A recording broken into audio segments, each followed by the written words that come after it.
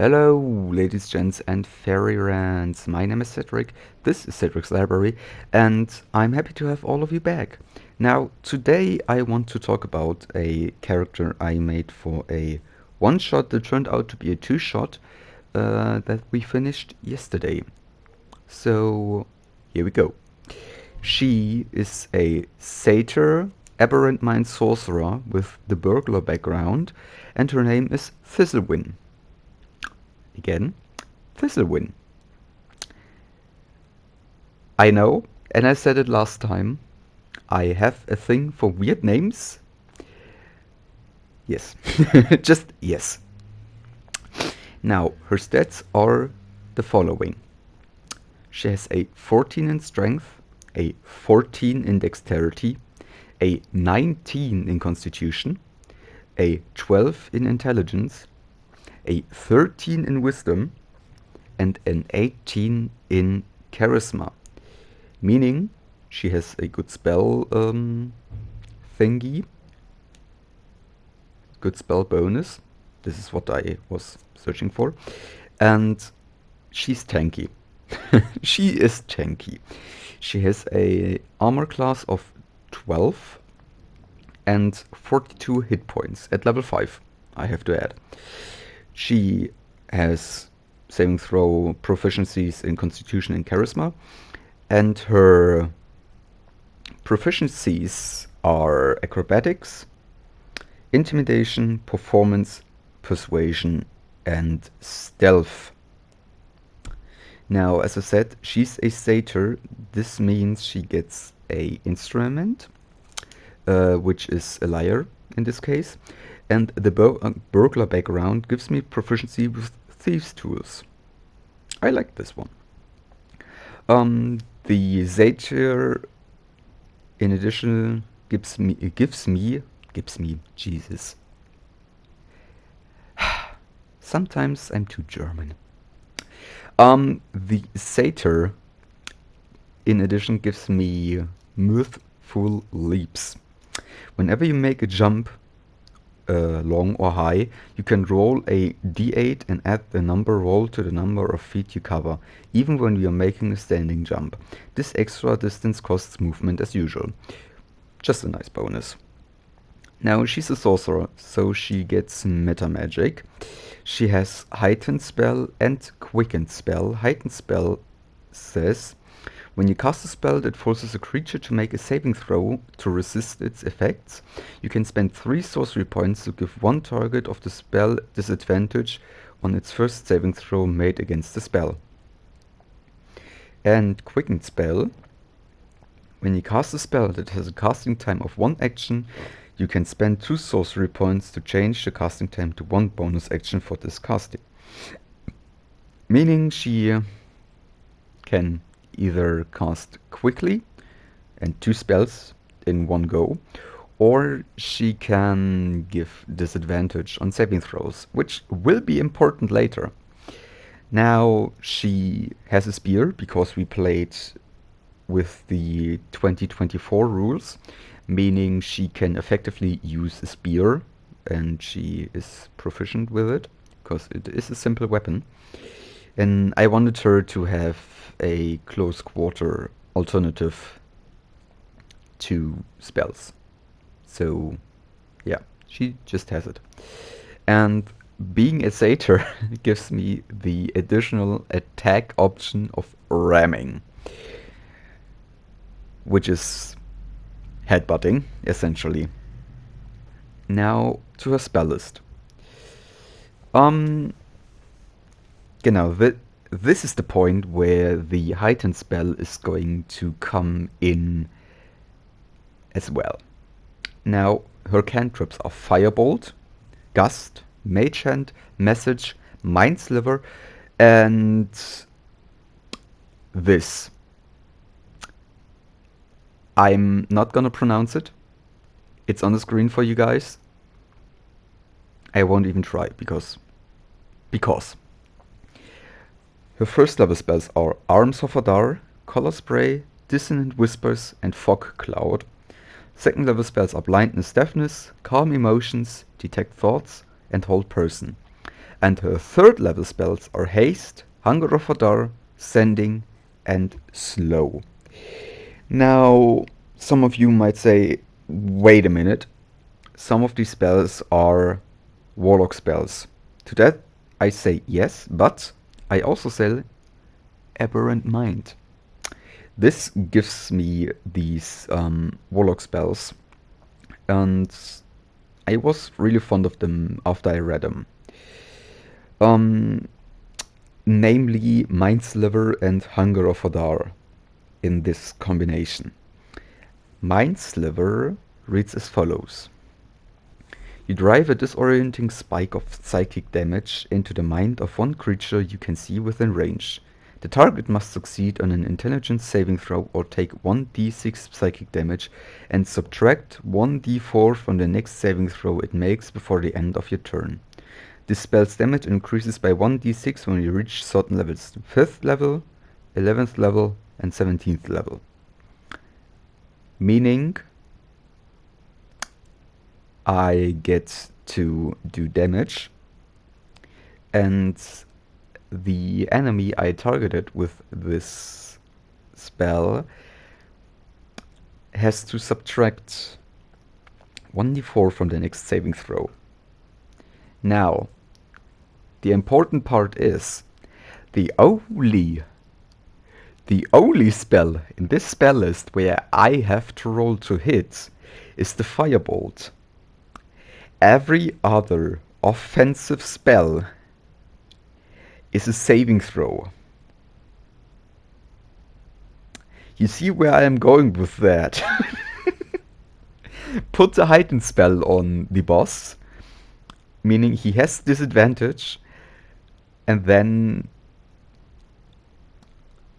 put Mindsliver. Now, in the opposite configuration, of course, first Mindsliver, so they have to subtract the 1d4, and then my favorite is Hunger of Hadar. So he has to subtract 1d4 and has disadvantage. Now, Hunger of Hadar reads as follows.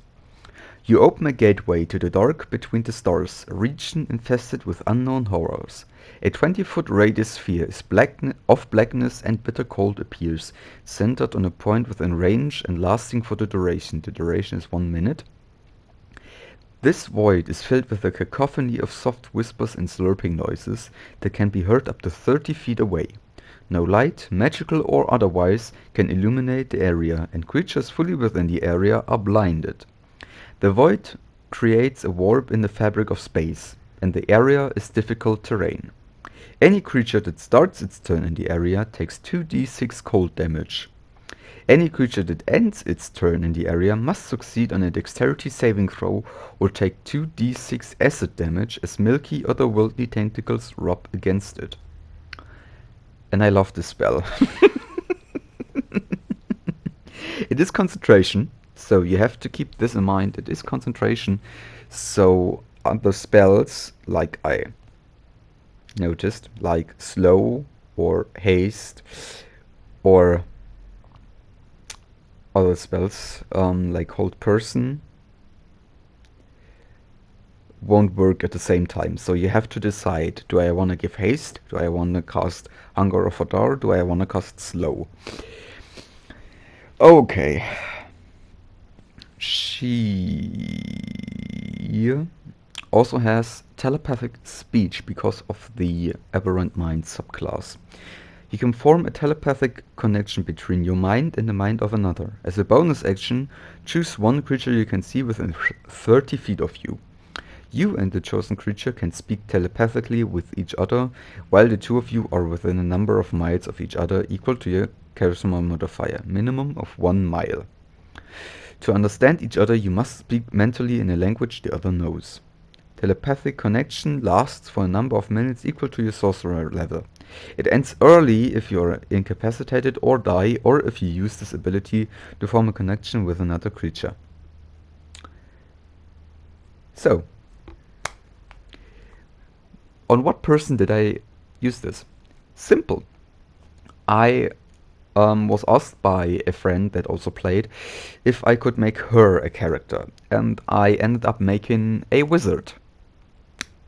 He is a topic for another video, and yeah, these two were working and traveling together for a long time, and they knew each other. So her first priority each time she could do it was to make this bond with this wizard. Now, as I said, satyr. She is a satyr, so she gets the fae. Your creature type is fae rather than humanoid, meaning I can't really be, if I understand it correctly, I can't really be targeted by things like hold person, because this is focusing humanoids. I have magic resistance. You have advantage on saving throws against spells, which is quite handy sometimes. And as I said, mirthful leaps. Her background, as I mentioned, is burglar, meaning she has proficiency with thieves' tools, and she gets a feature, Shady Buyer. You can find a buyer for almost anything. When you attempt to sell an item, you have the advantage, especially if you found the item under suspicious circumstances, which can be quite fun. Now, this is her build. I've been rambling for a bit now, and now I want to tell you a bit of the story that happened. So, we were a group of adventurers, or swords for hire, whatever you want to call it, and we were commissioned by an organization to locate an artifact, the artifact of balance, and we were sent there with a bodyguard and kind of DMPC, which was a paladin named Sir Lexelot. Yes, Sir Lexelot. That was his name. I always called him Sir Lancelot. I don't know why. We had a thing with names in this two-shot. It was weird. Now, they told us it would be a bit of a meme thing, so most of us made meme characters. We had a Loxodon warlock. We had the orc wizard I made for my friend. We had my Thistlewind, my sorcerer satyr. We had a barbarian, a gnome barbarian. And we had... Ah, yes! The German folks gonna love him. We had a blood hunter called Ralf Schumacher, which is an ongoing meme in Germany right now. He is the king of memes right now, essentially. Either way, we were sent there, and we went in. Now, we had some problems from time to time because doors, and we found creative ways to get around or open them. Sometimes we just had to ask Sir Lancelot. Lexelot. Jesus. See? Me and names. I need weird names to remember them. We had to ask Sir Lexelot to open them because he had a bundle of keys to open doors with. But most of the time we just didn't because we forgot. Now, we ended up in a room filled with ashes and bones. And my first instinct was, shit, red dragon. Luckily, it wasn't that, but we had to fight something that was like a giant bone guy. I don't know how to describe it. He was big, he had a giant bone club, and he summoned little skeletons all around us and could heal himself when destroying these skeletons. Now, I started with casting Mind Sliver on him and then doing a quicken spell, Hunger of Hadar. Yeah, I forgot this that our barbarian, our gnome barbarian, was in there as well.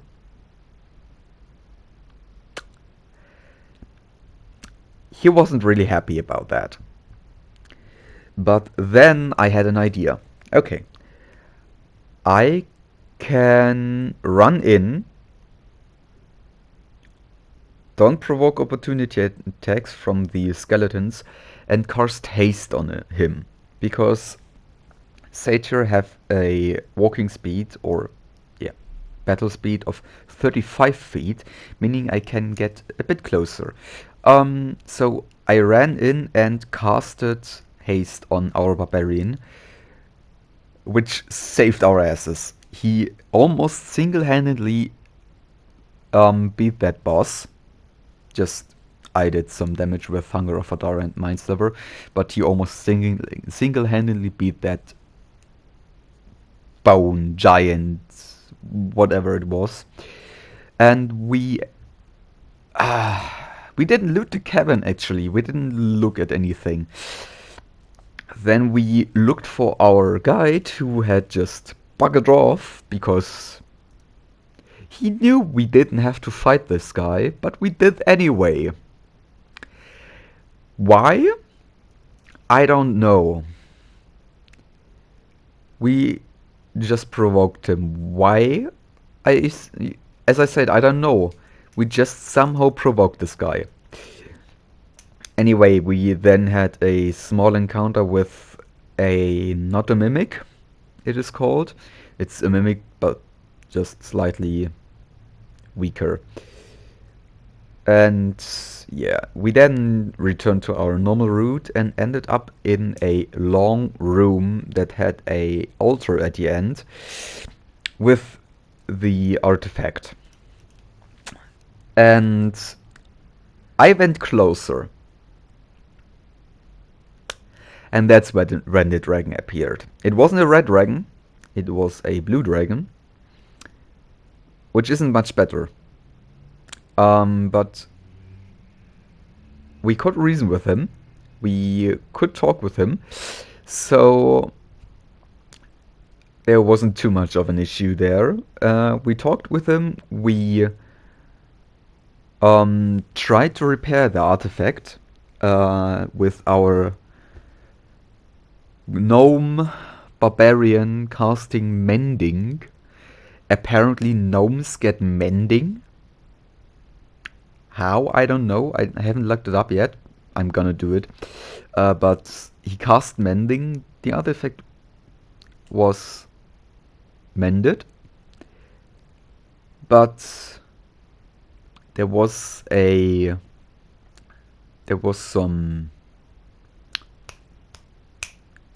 some letters on it.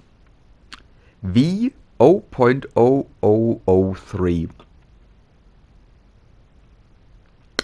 Yes, this artifact was version 0.0003. Really funny.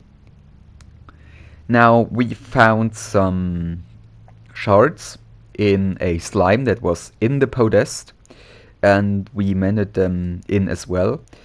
And then we had these two holes in the podest, where we had to insert a chain and a ring we found earlier, which updated the artifact to version 1.0. It was a weird meme, and it was funny as hell. And yeah, this is where I played a satyr for the first time, and it was fun. We had one fight, the other things were just exploring and existing and doing weird stuff. Yeah, it was really fun to play her. So yeah,